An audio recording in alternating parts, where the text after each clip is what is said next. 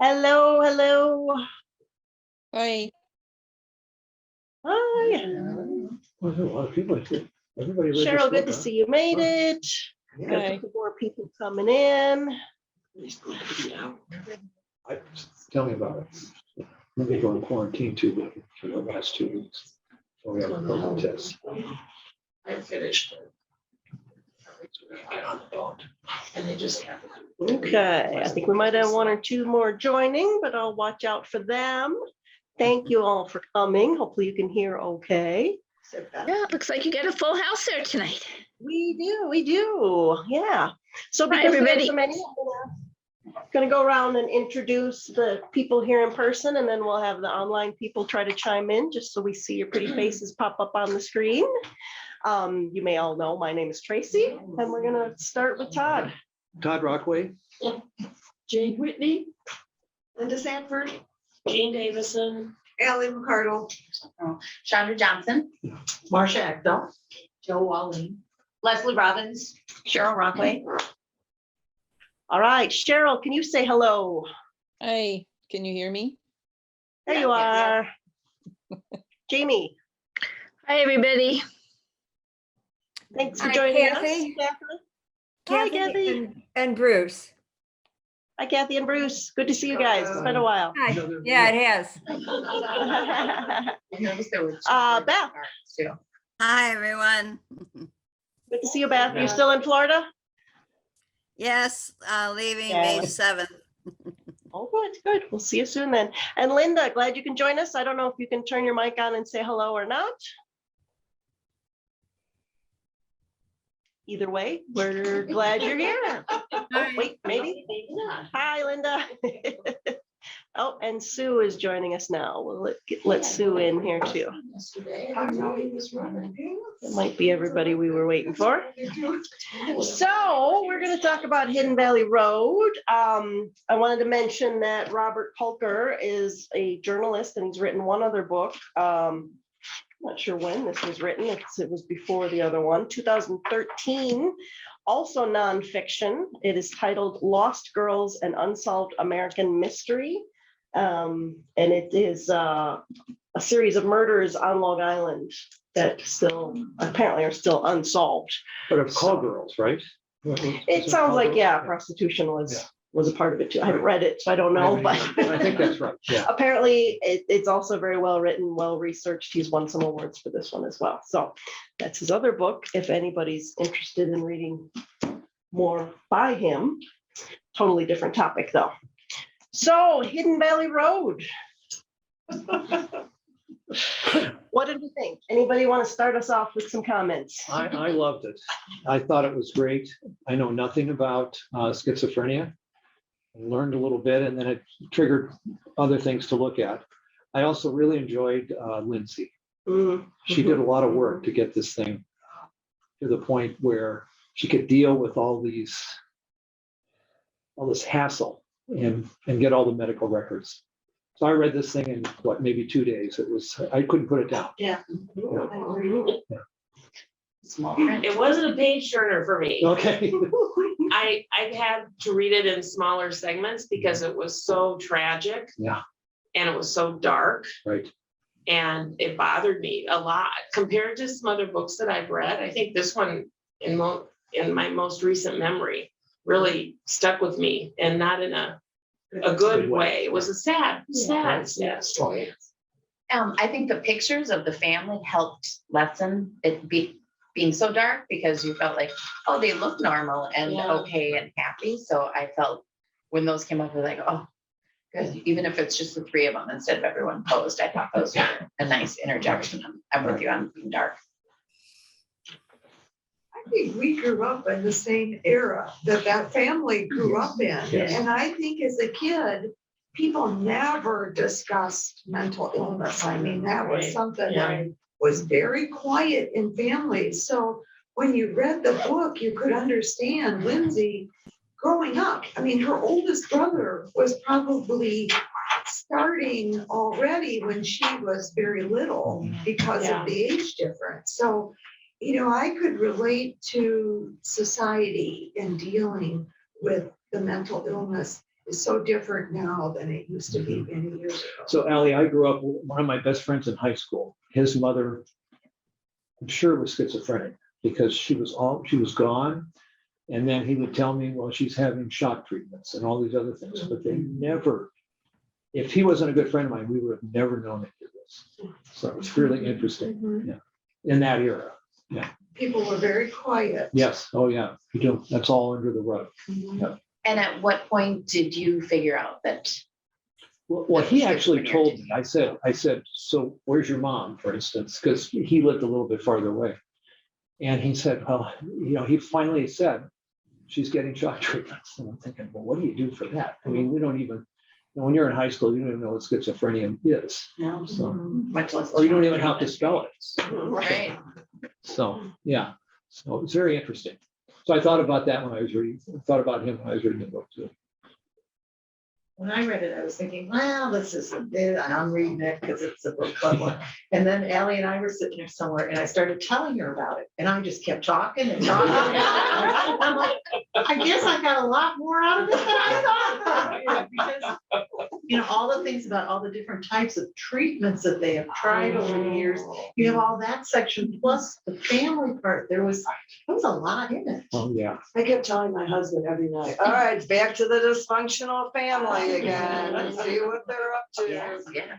But I really just wanted to slap the parents. I mean, culturally or not, that period, I just thought parents are parents. And they were so concerned with the outward appearance, the mother anyway, of everything being perfect and the kids all lining up perfectly. But then once in the house, they were fighting, they were breaking windows, they were doing stuff to the daughters that they had no idea about. And it just really made me angry.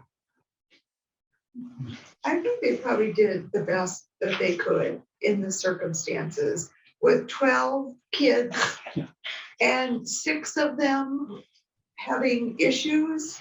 I think the parents probably were at their wits' end at times. If I was that mother, I'd be the one that was away somewhere. A permanent vacation. Yeah. But they chose to have 12 kids. That's the thing. Yes. But that was before birth control really came in the scene too. Would it have mattered for this family? No. I don't know. No, I think it was partly the religious aspect. They felt that was the expression of the religion, of the religious tenets. They had as many children as they could. So I think they did that on. Well, she kept saying it was because of him. He wanted so many children. And then he wasn't ever I there. was going to say he was gone all. Yeah, he was gone all the time, but she said it was to make him happy. Yeah. Or with his falcons. Yes. That was an interesting side. Yes, it was. Story. Wasn't it? How did that seem to fit in or not? It's just part of their story. Well, he took great pride in it. The father did. So. Right, it was unusual, I thought. Yeah, especially when they started out with the sewing the eyes. Yes, shut. yes. What are we reading here? Yes. Yes. I found it interesting that the sons could be as functional as they were at times and that they could have jobs, or else the employers had really low expectations for them. Because I mean, it was like we held a job for a month and a half and then we went back to Pueblo to the institute there. And I can't imagine. Is it because they were on their meds for a little while? On their Trying to meds, grow off up? their meds, or I don't know what triggered it.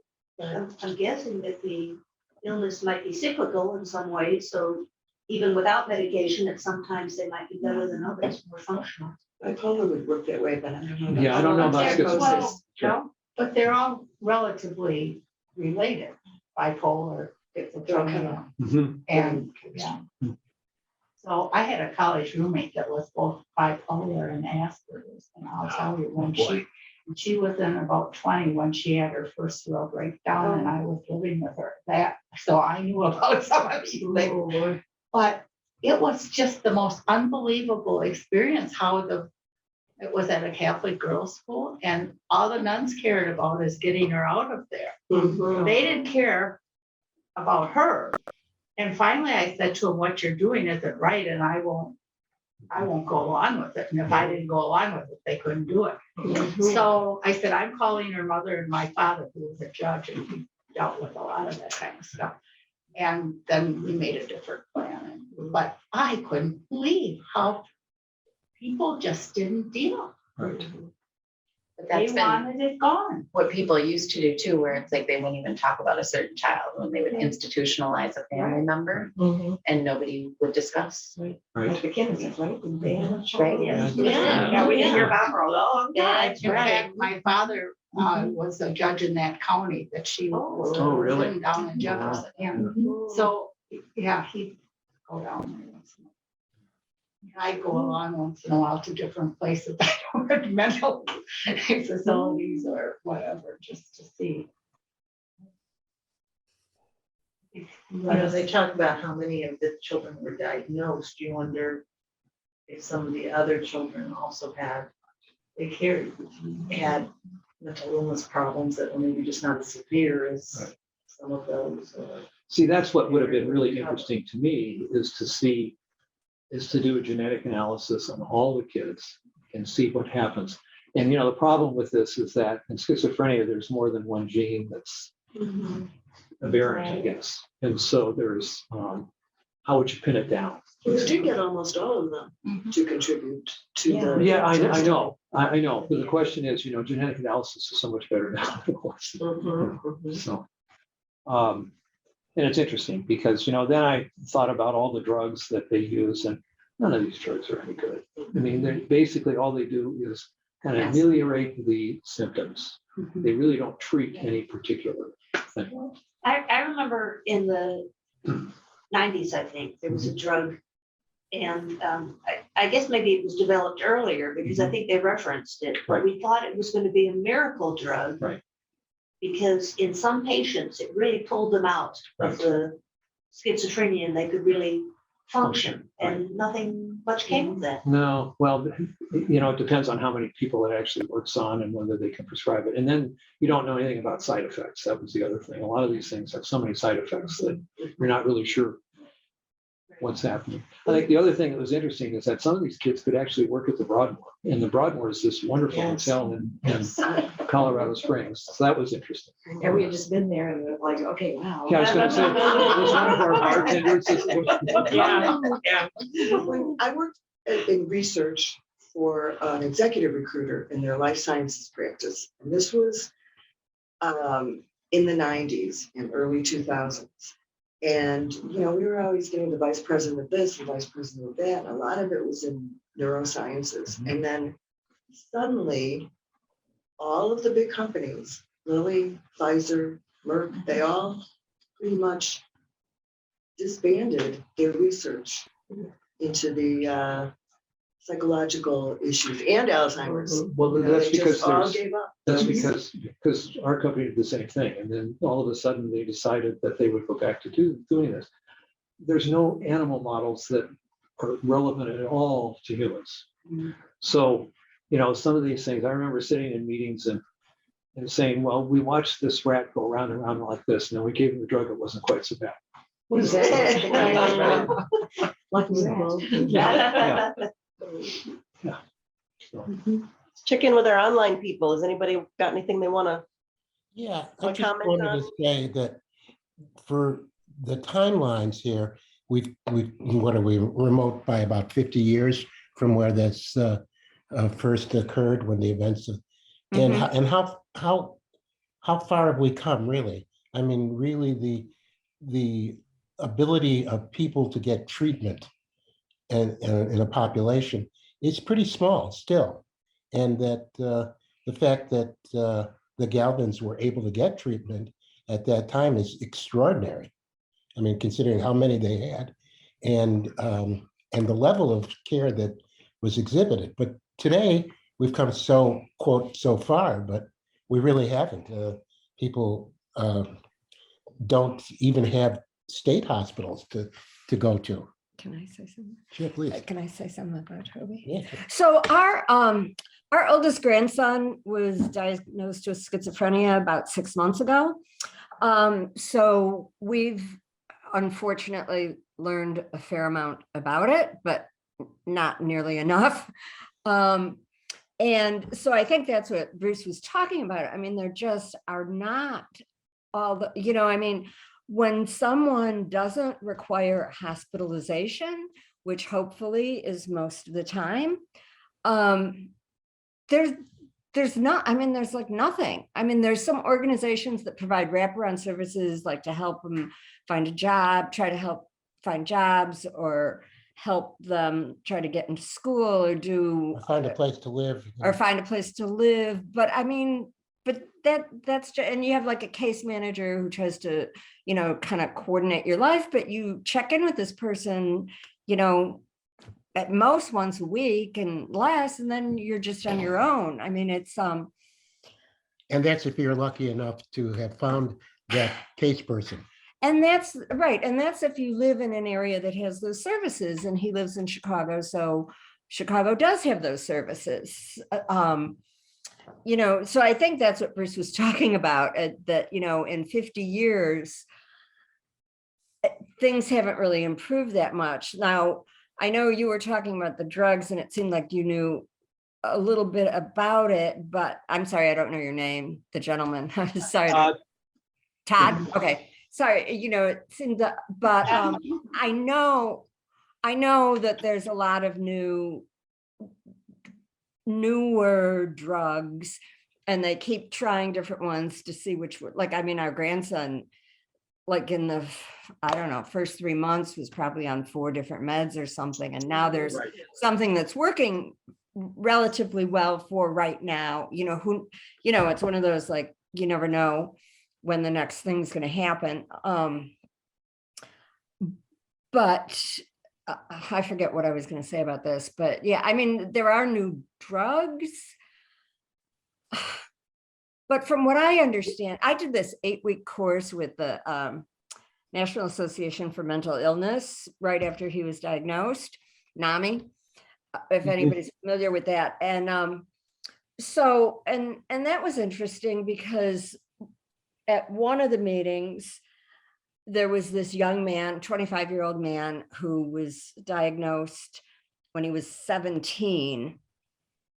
And he's now in graduate school, but he lives at home. I mean, he, by all at home, I mean, with his parents, and, by outward appearances, he seems to be like pretty successful, and he's got it pretty much under control, pretty controlled. But he said to us, I mean, he was at that meeting, it was Zoom, but anyway, he said, I still hear voices, and I just have to, and this is somebody who's, from every outward appearance, successful, in graduate school, has friends, is involved in music and plays music with people, and so, I mean, whatever.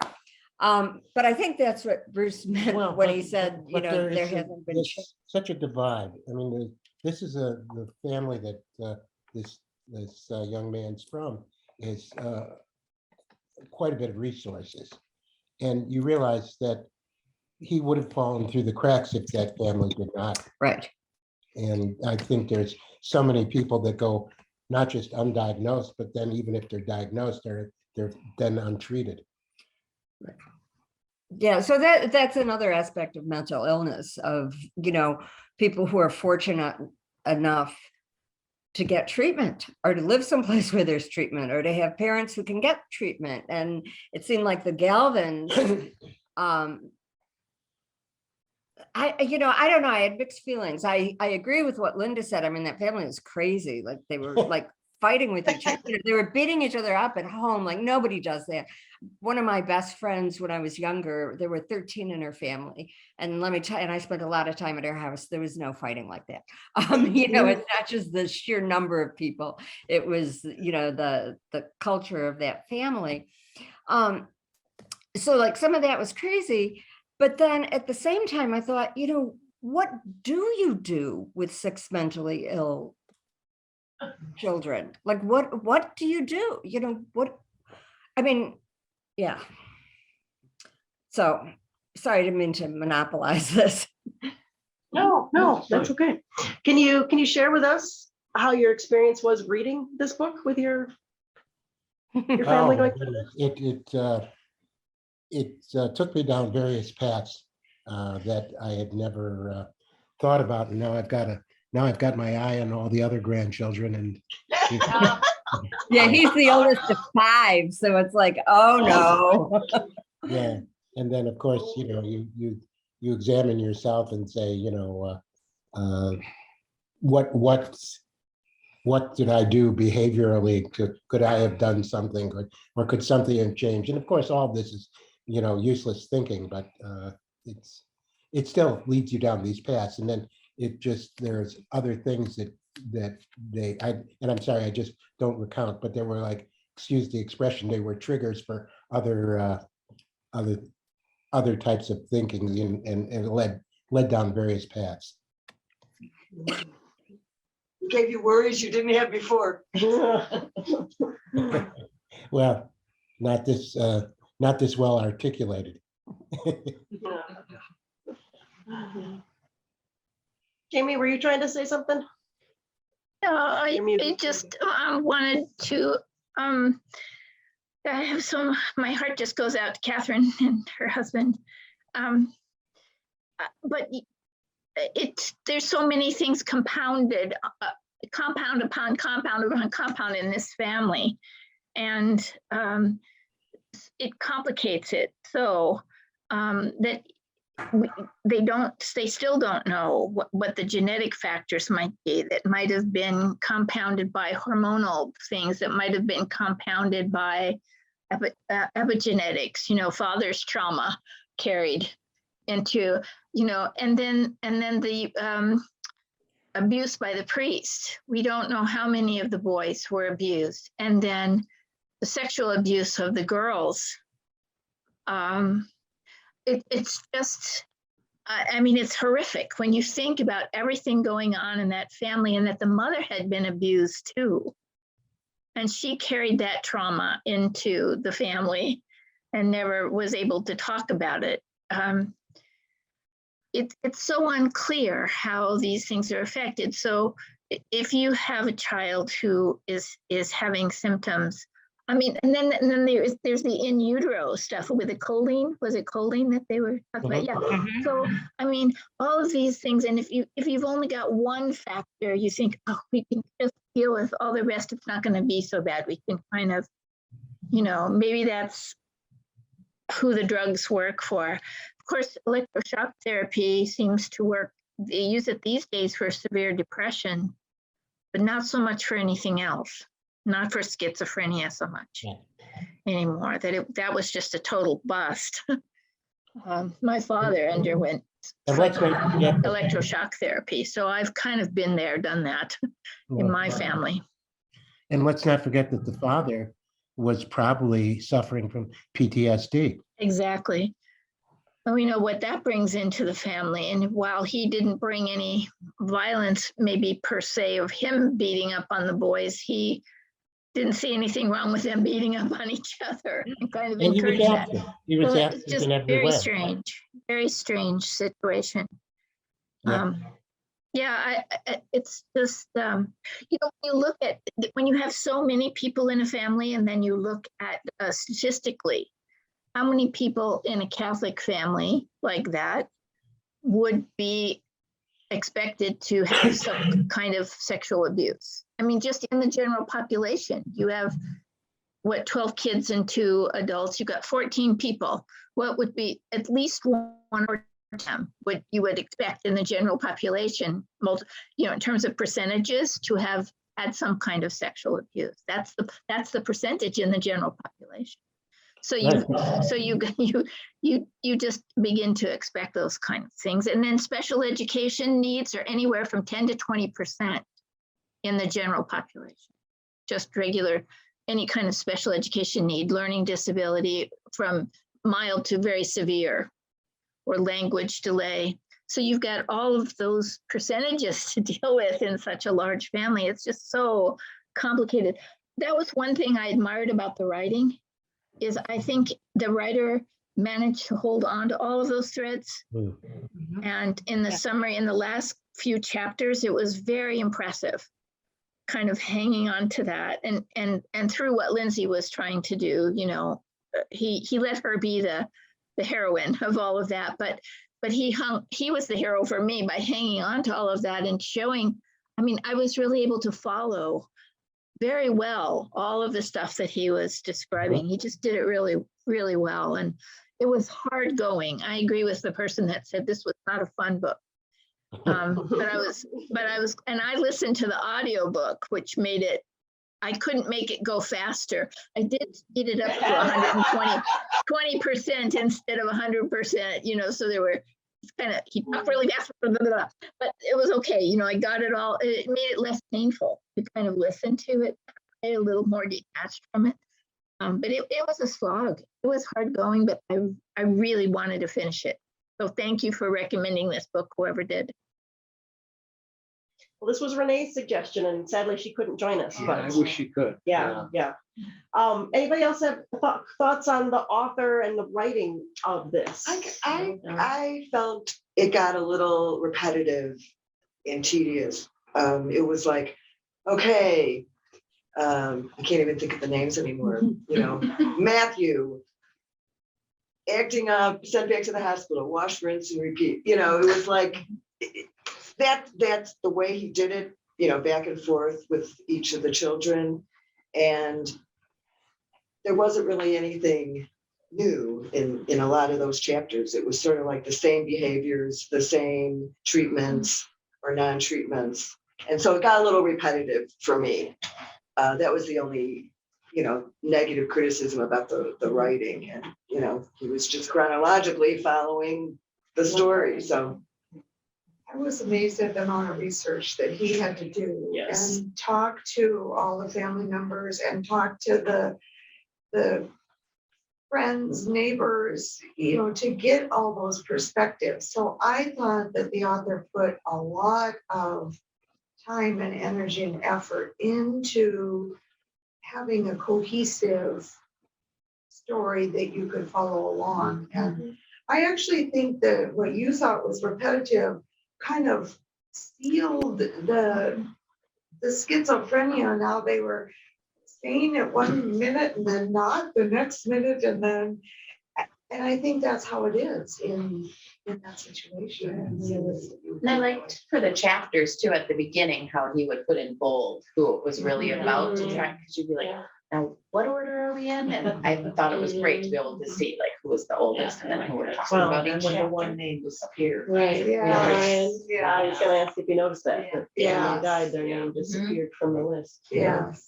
Oh, and Also, don't forget, this was the era of drugs, popularity of LSD and marijuana and all of the other drugs that those young people were trying. So yeah, I forgot about that one when I said the overlay after overlay. I was gonna say, the names at the head of the chapters, I thought it also would have been helpful to put a star next to the ones who were affected by this. Because I kept having to go back to the front Mhm. tree or whatever chart Yeah. to look and see, oh, this one is ill, this one is not. Me too. Mhm. I made a list of just art. Okay. This was in I the- could use it as a book. And I just thought it was good. You know, Yeah. it was. How long did he work on this book? I'm trying to remember. Were we told in any of his, I feel like Author's we notes. were, but I'm not good at I remembering don't that. remember. I found, He started in 2016, okay, and this was published in 2020. 2020. Yeah, Wow. this little thing you passed out. That was actually very useful. Okay, I found his work very interesting, and especially the additional families with the quads, the girls. Mhm. That information to me was kind of interesting. It set the provided kind of the backstory to all of the research and the history and the frustrations and the malpractice almost really that for those 4 young women. Right. So to me, that helped kind of elucidate the story and make me, I guess, understand the horrible situation they were in. Because it was very hard not to get angry with the parents. You know, and I would go through those periods of just, why couldn't they do something about this or this? And I thought, but multiply that by 6. And the lack of resources in the medical community.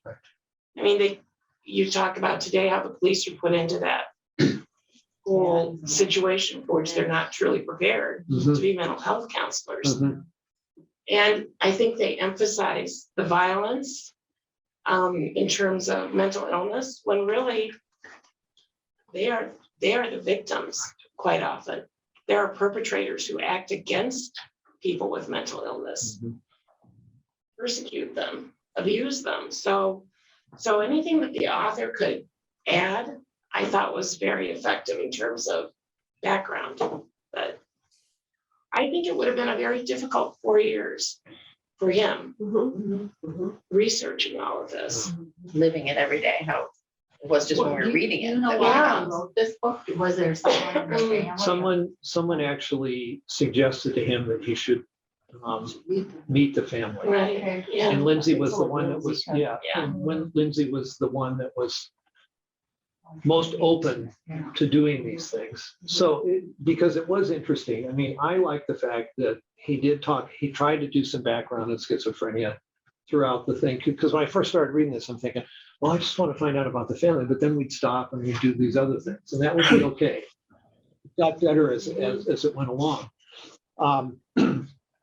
But the thing that had to be difficult is that when you have those two competing theories where they blame it on the mother, and then about halfway through they say, well, it's not the mother, it must be genetic or it must be something else. And then he had to go and talk to people that were trying to identify what the protein was that they thought might do something. And then I don't know what you thought of that, but that's just sort of standard testing that we all do when we're in the pharmaceutical industry. And so it's not necessarily boring, but it's a lot of times you don't get any results. So you don't really know what's going to happen, or you get one result and you try it on 10 other people and it doesn't work. So if that was kind of hard to follow, well, that's real life. Yeah. As a mother, I think that would have been very devastating to go into this meeting with the physicians and the researchers or whoever was there and have them look you right in the eye and say, you're the cause of this. Oh, yeah. I mean, I can't imagine how she felt going out of that meeting.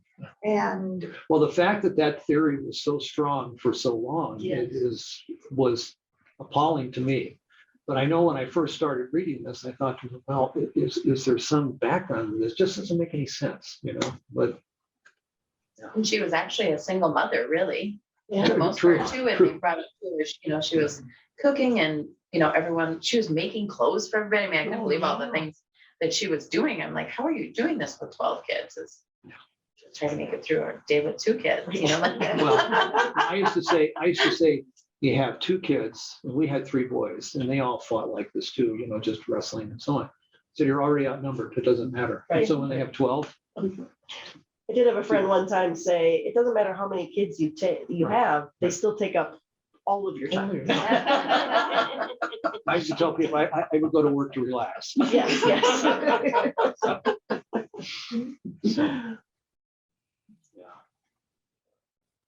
Yeah, did anyone have any thoughts going in on the kind of nature versus nurture, or kind of a combination of both as they've talked about? Did those thoughts change at all while reading this? I think the theory of schizophrenia now is that it's all nature and that it's not nurture. I mean, you're born with it. Some people who are born with whatever the variation is, and, as we know from reading the book, there's many different ones, and that, what happens to some people is they have a trigger that causes the break, and then it turns into, full-blown schizophrenia. Other people, there's never that trigger. Now, what the trigger is, that's often environmental, but the actual, but it's nature, it's genetic. And then the trigger could be a variety of things that sets it off. That's, from my understanding, that's the current theory.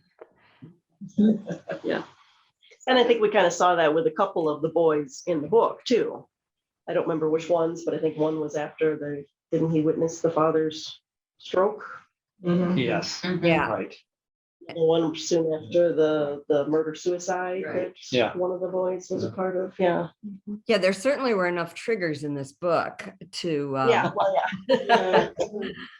I wanted to say something about the violence is, I wonder, and I know the author alluded to this with Joe, that, violence is not usually a characteristic or commonly a characteristic of schizophrenia. And I know the author alluded to the fact that Joe may not have been schizophrenic, but it may have been a different mental illness for Joe. And he was the most violent of the, well, of course, who was it? Is Matt, who killed himself and his girlfriend, but Right. but it seemed like Joe was, and that just seemed to be kind of something that set him off. But, Joe was like consistently violent. And, I just wanted to say, I don't think that that's the norm with schizophrenia at all. And like whoever in the back said that what usually happens is violence is perpetrated against them because they're so vulnerable if they're, just out in the world without any protection.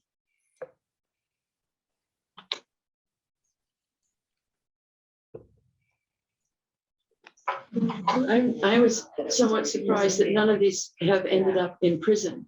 When we did away with so many of the state hospitals, was that under Reagan or something, and so many people, essentially now mental institutions are prisons. So many people in prison have severe mental conditions, of all types. And, but it's where they end up because they have no place else to end up. So their families don't have resources. They never got enough help. They never were taught coping skills. So instead they don't cope, and then they end up in serious trouble, and then they're in prison. And frequently they can, sometimes they can cope quite well because it's a very regulated, it depends on the type of prison. But I'm just surprised that the level of violence in this has not led some of them to in fact be charged. And, but it's not uncommon for inmates to have all kinds of mental illnesses. And it's because, as we were talking earlier, there are simply no resources in the community. And they aren't afford. Look how long it took health insurance companies to cover, and still difficult to cover any mental issues. Yeah. It's just the Army discharges people without recognizing the difficulty. It's just, we still pretty much refuse to deal with these issues. And I think in large part because we don't know how. But it would take a lot of resources, and we're not willing to put the resources there.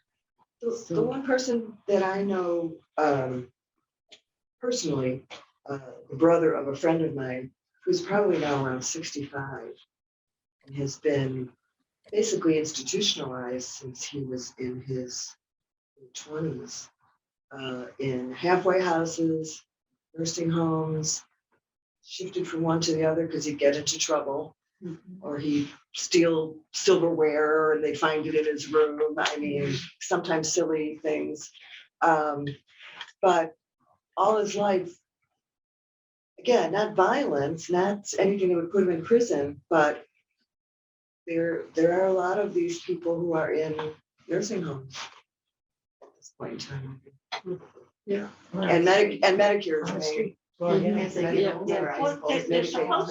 There's supposed to be regulations to try and prevent having nursing homes be a dumping ground, yes, for mentally ill people. I guess that's not very well.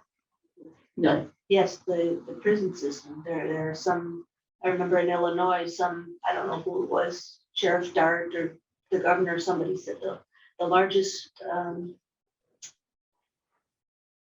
mental health provider. Mhm. It's a prison It's a system. prison Mhm, system. That's right. Yep. Which is why I think a lot of states now have these mental health courts, because they're trying to, I don't know how Well, successful. Illinois is doing that, and Miami, they did the same thing, this crisis intervention stuff. Mhm. That's kind of the newest model to try to sort this out, but they still don't know, you take them to jail, it doesn't do them any good, and then they let them out, and it just goes back and forth. And what intervention is there? Well, I mean, rather than immediately arrest them, they do some of this thing. In fact, there's something up in Door County here that they're doing that with now, talking about that. The only successful program we ever saw was in Miami, I think, wasn't it? Right. Something like Well, that that. was the longest, that's kind of Yeah. where it started. Yeah. and so That was wasn't started by, long. it was started by a judge, Yeah. and he was fairly successful.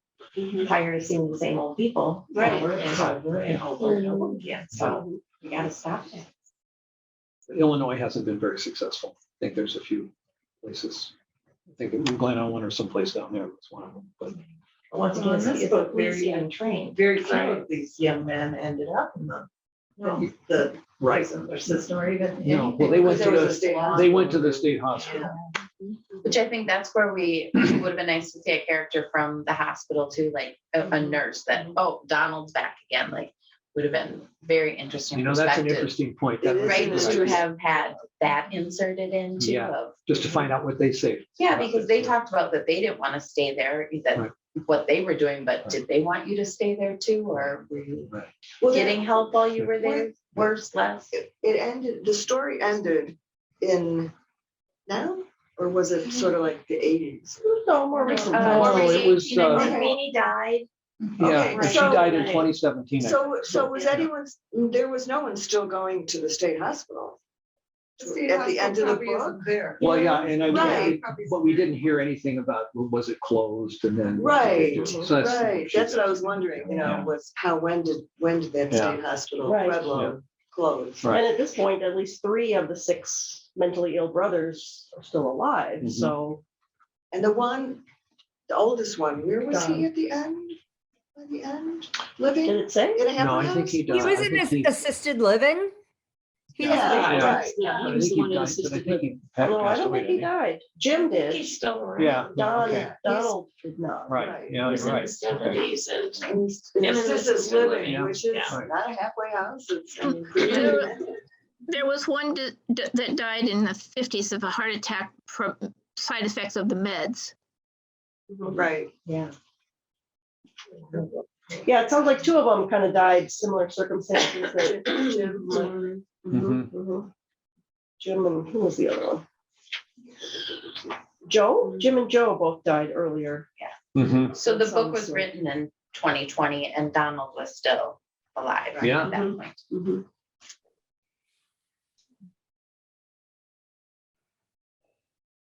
And they were, several of them were married, or at least 2 of them were married, and long lasting. Forever, but I mean, longer than I would have imagined. Right. Yeah. Usually Jim was married Right. quite a long time. Yeah. Yeah. So I thought it was interesting, the 2 daughters and how, their 2 reactions to having been raised in that family, how, they really reacted very differently and structured their adult life, even their young adult life, very differently. Of one just who, in order to make it through, had to pull away, and the other one who just never stopped trying. I mean, Lindsay just never stopped, and Margaret, right?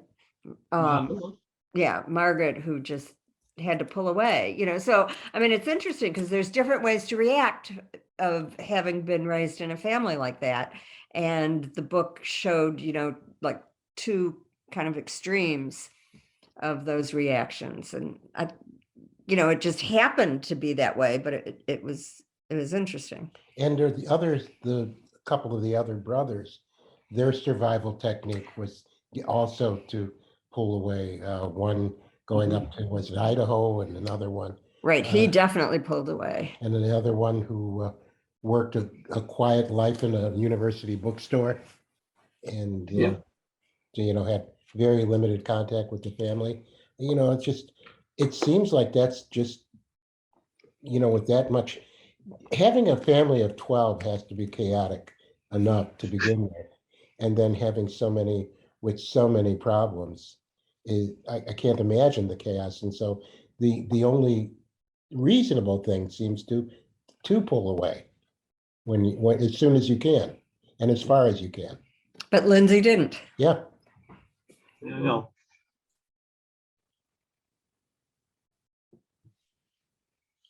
And let's talk about the falconry. Yeah. Aaron and I were just talking about that. I mean, I don't know, what did it say about them? I mean, was that where some of the violence sort of took place in a very controlled manner? I don't know, considered a violent sort of pastime. Yeah, wasn't it a very like gory opening where she's like sewing the eyes shut of the falcon? I mean, that imagery was just hideous. But apparently that's. That's a training. Right, that's something that's standard with falconry. Right. and so- I thought it just showed how important it was. I felt mostly to the mother, but I guess to the father too. It was kind of a show of how superior they were. They felt they were in a class where falconry was their right or their destiny or something. Weren't they both kind of? Oh, yeah, they were both into it. Well, they were both into it, but I mean, the mother, they both were, they liked having important friends who Oh, were yeah. wealthy and were Yeah. high up on the echelon of. I'm thinking maybe falconry is a very, very controlling Yes. kind of pastime. And maybe that was the only thing they could control in their family. Train something and you could expect something. You Yeah. train something, you could expect I something. didn't think That of must have that. been very satisfying based on Yes. what they were seeing at home, you know? I was interested in the family, the wealthy family, who took Which I in really Margaret. enjoyed. Margaret. And then Lindsay was left to resent that she was the one left at home. And yet she was the one who stayed the course to help her brothers. See, that's what afterwards. impressed me. I mean, she was a real trooper through all this. I thought, yeah. I still think she is. Yeah. She had the least amount of trauma to deal with because she was the youngest one. And so, maybe from 0 to 4 years old, you don't really have a good understanding of what's going on, and everybody else had years of.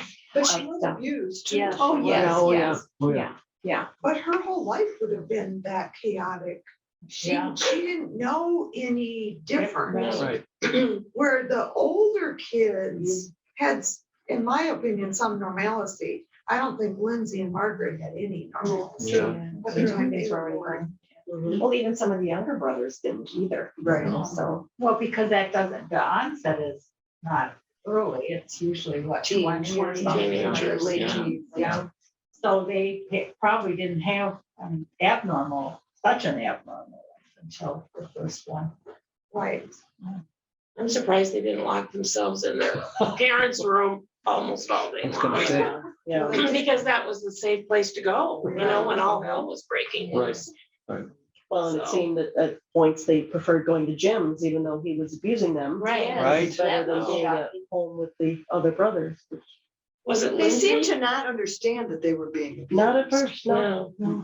Was Lindsay the one with Don, where she wrapped him up on the tree early on? Yes. Right, it was Yeah. Lindsay, not Margaret, right? Right. With the tree. Yeah. That was bizarre. Yeah. That was a good coping skill. Got control of this one. He was the one that would get naked all the time. Yes. Yeah. Right. Now, maybe my house was a little more prudish, but considering nakedness was nothing that was going on. No, Yeah. hanging out in the middle of the road and Yeah. espousing all People sorts of, usually had their clothes on. And yeah. I think that was normal, Yeah. for her to come home to a Well, and You kids, would not bring your friends kids over. can be very mean, and she grew up with him when she was 10 and in school. He was weird. Yeah. And I would think the other kids would have, noticed that, said something, and not been very kind. Right. Yeah, to- well, and then when her brother killed his girlfriend and himself, I mean, that had to be the talk of the town too. For sure. I finished it yesterday, the book, and I thought to myself, I just feel so fortunate not to have experienced and lived some of the things that the gal from them had to live. Oh, yeah. I mean, it just made me feel very fortunate. Mhm. One of the things I was really surprised at is that the author, must communicate a level of trust because he seems to have gotten every single family member. I suspect Lindsay might have been part of it as well, but he got apparently every single family member and all their different levels of whatever, to communicate, to allow the story to be told, to participate at some level. And I thought that was remarkable. Out of all of those, any number of them could have said no. Right. And then he would have had to have made up some things, or not make them up. I mean, fill in, flesh out. Was the But- father still alive when he was When he started, interviewing them? No. The mother was. The mother, yeah, the Yeah, mother, the yeah. Father died in 2003. 03. but Right. but there had to be lots of family secrets that everybody agreed Right. to share. Right. Yeah. And that's a level of trust. So I think he did his research. I think he must be able to approach people and encourage. So I was just impressed with the mere feat of Yes. Yes. Mhm. bringing this about. I would agree. And especially the sexual abuse, most Yeah. people Right. don't They would not admit to share. that, and they don't want to publicize that, it's not gonna go in the book. Yeah, and I was just really struck by that level of communication. He must have been, with the level of trust he must have somehow built up. Because these are not easy things to say, oh yeah, by the way, this happened to me, and oh yeah, and then there was that. And I was really impressed with that.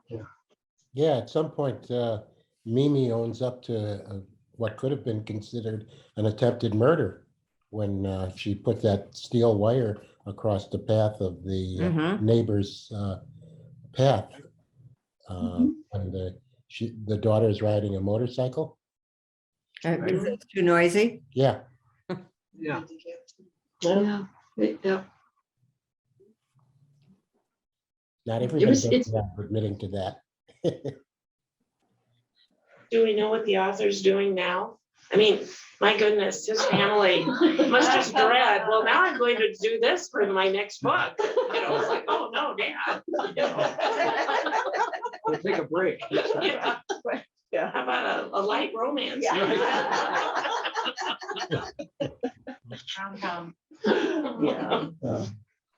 Do we know? I don't know. He's not a terribly prolific author. No. Well, the research. It takes a long time to research. Yeah. Yeah. And it probably does take a bit to kind of regroup from. Yeah. This was not easy to interview all the families and everything Right. either with this other book, Yeah. so. That's his other book. And that was 2013? That's the first one. Yeah. And that's also nonfiction. Yeah, I haven't read it. I want to read it though. It's unsolved mysteries, unsolved murders, probably call girls. Of prostitutes, yeah, Yeah. I think that's right. Yeah. Does anybody know, did he try to solve any of them, or he's just presenting them as people aren't taking the time to bother to? Are these nationwide? Do we know? It's in Long Island. Oh, it's all. I mean, I don't What think I'll they do- spend a lot of time I'll on check it out. And I'm sure there's. Okay, you solve the mystery. I'm Give us sure a one of those review. podcasts, they have these podcasts where people just eat it up and try to solve. Oh, yeah. No, I know, murders. yeah. Well, there was one just in the papers. In Indiana, they just. Yeah, they just, solved one. he died, yeah. Oh, Had been, happened in the 80s. Mhm. Killed. The highway killer. I'm not eager to read the next book of his if it's a similar subject matter. I found this really quite, Wait a bit. Yeah. I found it quite overwhelming, I really did. It wasn't that I didn't like it or wasn't, it just was overwhelming. It was troubling. It was troubling, overwhelming. I was very felt hopeful somewhat that like as you we was- went through the different drug things that Right, by we'd the find end, something there would be good. something. Yes. No, That was no. a bit discouraging. Yeah. Well, she would ask me, because I had finished it way before she even started. She says, so what happens now? I said, well, just keep reading. Since you took longer than 2 days to read it. Yeah, I took longer than, Well, and I was like, She was working on I two had other to take books a or little something. bit and yeah. Because it was, And I couldn't read it like before I went to bed. So that's usually I do a lot of reading. I can't read this before I go to bed. After a while, I'm not reading this before I go to bed, Yeah. so. I did read a lot of it before bed, but any of the sexual abuse stuff I would skip. I can't read that right before bed. I can't read that even. I can't read it really much at all. Yeah. In fact, some I said, I'll go back to that, and I maybe didn't. But yeah, that's hard to read about. Yeah. But overall, are we happy we read, or not happy, but are we glad we read this? Yes. Yeah. Yes, informed, yes. it Very was informed. very Very informative. nice. That's true. Yeah.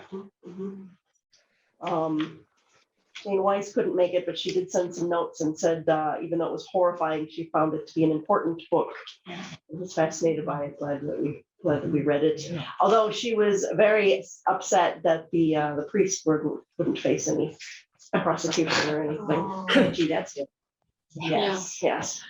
Well, and isn't that interesting too, that money was paid out and he wasn't even alive anymore, right? Right, That right. He asked for 8,000, they gave him 10,000. Yeah, crazy.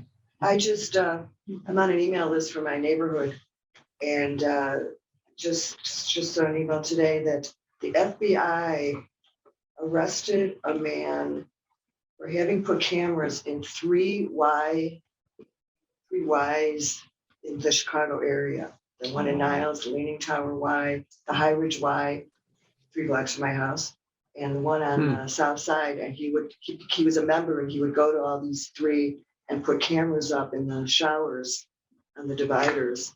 And so now they're trying to identify some of the boys. So they've asked for help identifying. Because I think they want to get him for more than just these recordings. Right. Oh, gosh. Craziness. You're kidding. Never ends. Never ends. It doesn't end. It doesn't end. What did you think of how it ended and the one granddaughter working up in the same lab Oh, yeah. that the family had been kind of studied at? Really? Is it really? Kate. No, Kate. no, the company. I thought it was Eli. Oh, I don't I don't either. I don't remember that either. Yeah, I thought that was kind of neat. Yeah. Because that she was actually in the lab that we were, maybe she'll be the one. Maybe she'll be the one. Her personal interest. Because there is a lot of commitment in these sorts of things. Yeah. It's gonna Takes a be unique frustrating individual. after we've read everything that. Oh, yeah. Oh, It takes a very unique individual though to run through all this and find out about all this family heritage, if you will, and then still want to do this. Yeah, it's pretty cool. Like the one Lynn Belisi. Yeah. That was. She was mentioned a lot. good, and I've actually read some of her papers. It was kind of interesting to see what she was trying to do, in spite of really never having tenure and having to move around and all this sort of thing. And that's a normal thing as well. is And that- lose her research at one spot. Yeah, She because couldn't she's take it doing with the her. wrong thing. I mean, this crap happens all the time and it's just ridiculous. But I think she made a major breakthrough. I'm glad he found her, actually.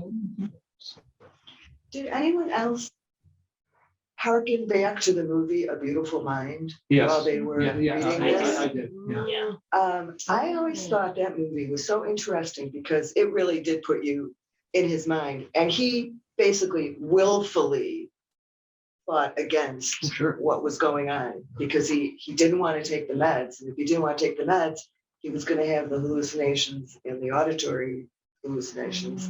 And he just, soldiered on despite it.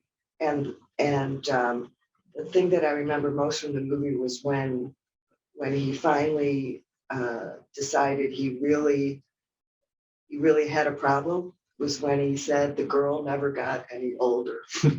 That's how he finally admitted to himself that he had, that it was a hallucination. That she it wasn't real. It wasn't Right. real because she never got any older. See, he was a brilliant mathematician. I mean, he He was, won the Nobel Prize. yeah. I mean, I read the book too, rather than watching. Oh, yeah. Yeah. So again, he was like 1920 when, was No, he in no. graduate school by then? Yeah, by then, I think, because So he he was a little lived older. into the 50s and 60s. So. yeah. But it has to be just terrifying, like the person that you said was talking at your meeting, Kathy, the one who's 25, you know, that he's high functioning and from the outside, you think he's okay. And he's walking around with voices telling him to do stuff. I mean, how terrifying.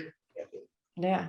Well, and something to think too, we don't use all of our brain, so maybe there is some way to that we can figure out how to use another part of it to make the part that isn't normal and functioning. They used it, at one of these meetings, they used it as an example of what the person with schizophrenia may experience was trying to carry on a conversation, for instance, with another person, you know, having coffee, and at the same time constantly being bombarded by other people around the table yelling things. And imagine how disruptive that is if you can try and process what you're hearing and keep up a conversation at the same time. I didn't describe that very well. No, you didn't. I didn't describe it. I think we got it. That's good, that's okay, that's good. Yeah, Whatever. Yeah. no, I think it worked. Yeah. Mhm. I got it. Yeah.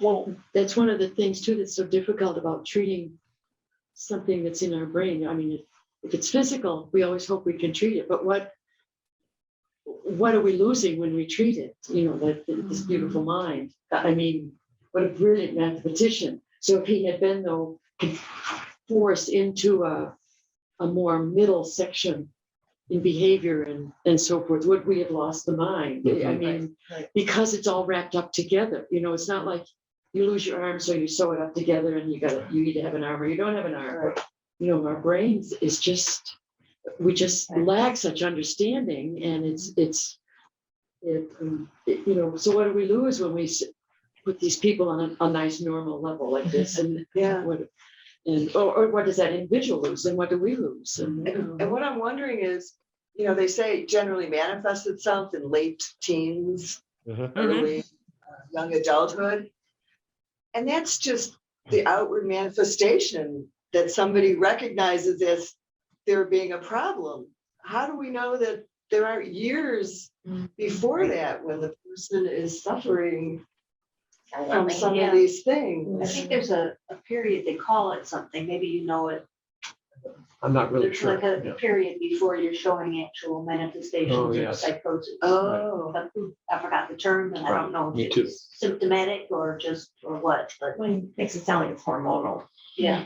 you know, that is puberty and all that type of thing, all your chemicals in your body and your brain is sending out different things.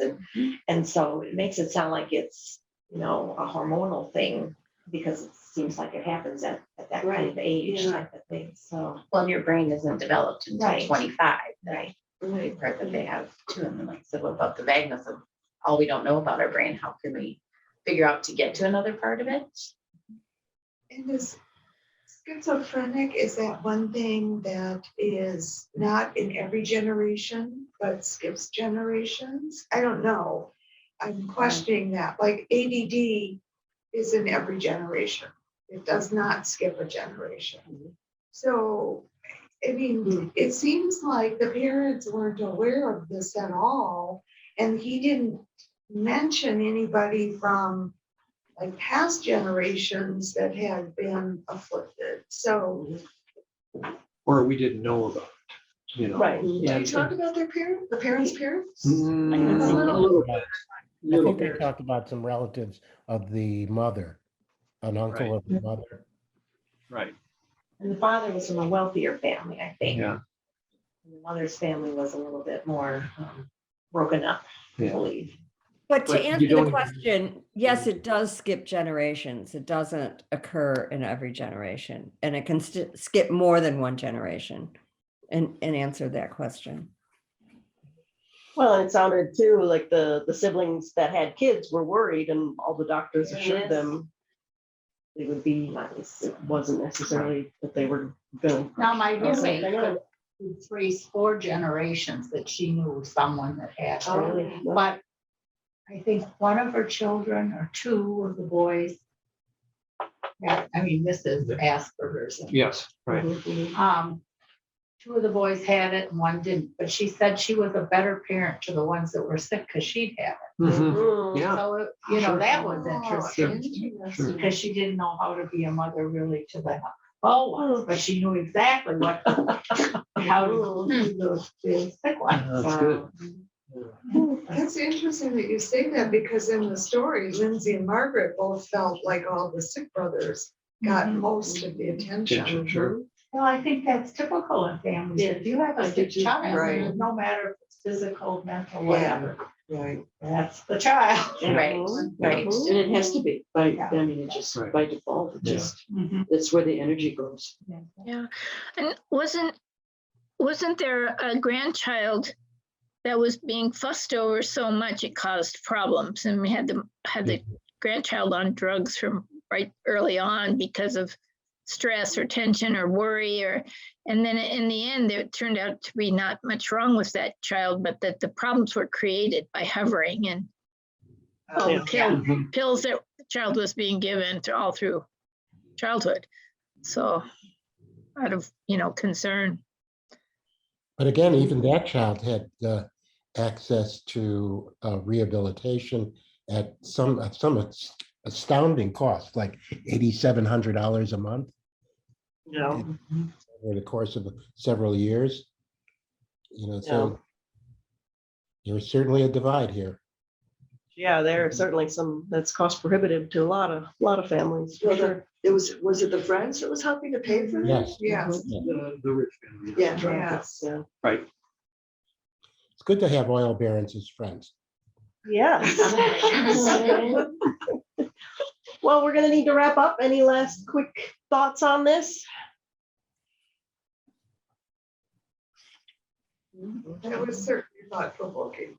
Well, I think it was so educational because like no one talks about it. So we need to know something because there's questions that'll come up more and more.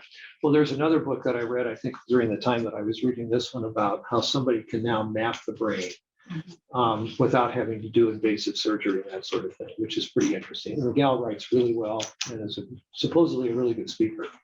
So that's where you find sort of areas where if the brain is, something works back here, but then it can compensate. If this is not working so well, it'll compensate somewhere else, which I thought was pretty cool too. But that's another interesting book. What That was the the- title? I don't remember. And I don't even remember what I had for dinner tonight. There's a pill for that. Yeah, I know. Well, I do worry about that because I still in our extended family, go back a number of years, how senile used to be, what it was. And so, Yeah. And it does skip generations. Yeah. Yeah. Well, I am bringing back book ratings. So please, fill one out. Many of us. Rating 1 to 5. Still my heart. 5 being the top. Online people, if you would like to rate the book, you can either tell me, you can put it in the chat, Sure. however you want to do it. Oh, thank you very much. Okay. Oh, Here, take another one. You got some? Oh, there's some out there? Okay, well, he's one minute. Okay. There's no good. No, these You're aren't. not the- supposed to. Yeah, these are scented. This is scented. Oh, some are flavored. All I could think of was rubber cement. I used to have, I used to have, when I was a librarian, I had a library assistant. She would be preparing books in the I'm back. blue. Rubber cement. Rubber cement. I said, it's time for you to stop doing that now. They come out a little woozy. She liked it big. I know. When you know people, you know, I mean, you Dinner guys- machine. Yeah. Yeah. that smell. Uh-huh. Oh, yeah. Did you Well, go and that's through? why you have the Yeah. washable markers, that'll come off. Well, it's, So this is extra. Okay. Oh, that'll come off. Yes, sure. you will. It will. You promise? I promise. I'll That's come in why, here and scrub it. when we used to do this, I gave you permanent markers and it And was hard to then get off. you learn, you learn. Yes. Uh-huh. Well, that's the wrong spot. Yes, okay. So who has the name tag? We'll put that over there. Tracy, we'll take your name tag, unless you keep it separate. All right, next month, we will meet on May 4th to discuss beautiful ruins, Jess Walter. Totally different sort of a book. Completely Oh, different. it's totally Now for different. something completely different. Yeah, there's, I finished that one too. Me too. Yeah, it's, ooh. I was at the Fish Creek discussion on Monday, and everyone liked that book, in case anybody wants something else to read. The Henna Artist, Oh, yes. the Henna Artist, about India in the 50s. Henna. Hannah. Henna. Henna, the Henna Henna Artist. art. So true tattoo or based on that? No, it's fiction, but it's based on this Indo-American woman who came here when she was 9 years old. I think she based a lot of it on stories that her mother told. Yeah. I've read about it. I have not read it. Yeah. Well, thank you all for coming. Thank you. Thank you. Another good. Night. Yeah.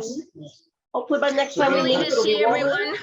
everyone. Thank you for putting up with us on Zoom. I know it's tricky to have a hybrid and I appreciate it. I'm sure all of us on Zoom really appreciate being able to participate. Thank you so much, Tracy, for making this work.